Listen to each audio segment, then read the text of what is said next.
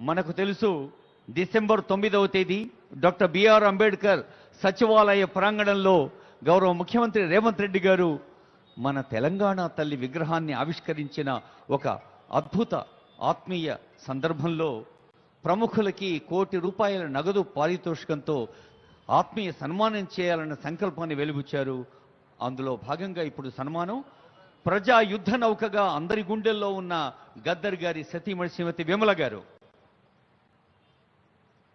₹1 కోటి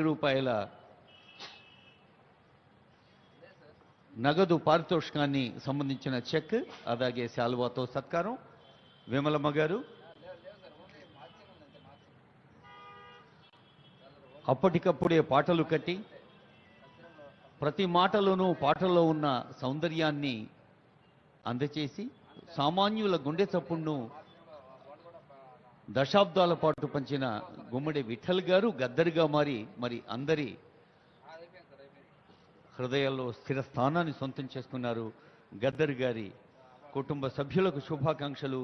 అమ్మ విమలమ్మ గారికి నమస్సులు. ఆనరబుల్ సీఎం గారి చేతుల మీదుగా అందచేసిన ఆత్మీయ సన్మానం.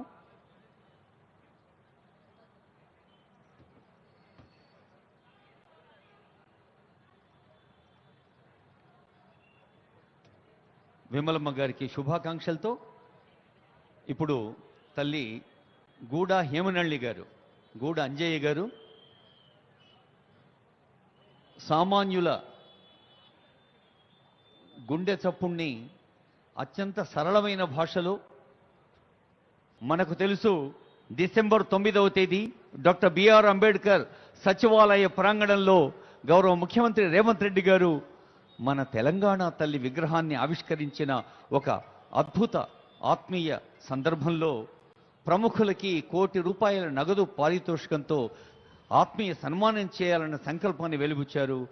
అందులో భాగంగా ఇప్పుడు సన్మానం ప్రజా యుద్ధ నౌకగా అందరి గుండెల్లో ఉన్న గద్దర్ గారి సతీమణి శ్రీమతి విమల గారు ₹1 కోటి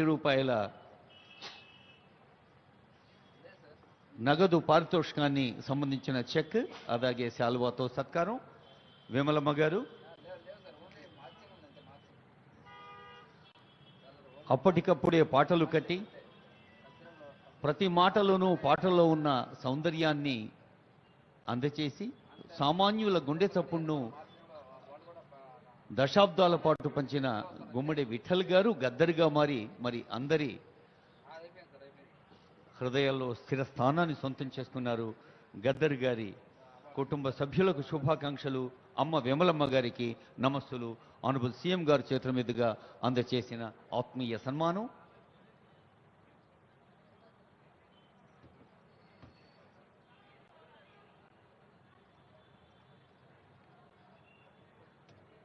విమలమ్మ గారికి శుభాకాంక్షలతో ఇప్పుడు తల్లి గూడ హేమనల్లి గారు, గూడ అంజయ్య గారు సామాన్యుల గుండె చప్పుణ్ణి అత్యంత సరళమైన భాషలో Subscribe us and press the bell icon for more interesting updates.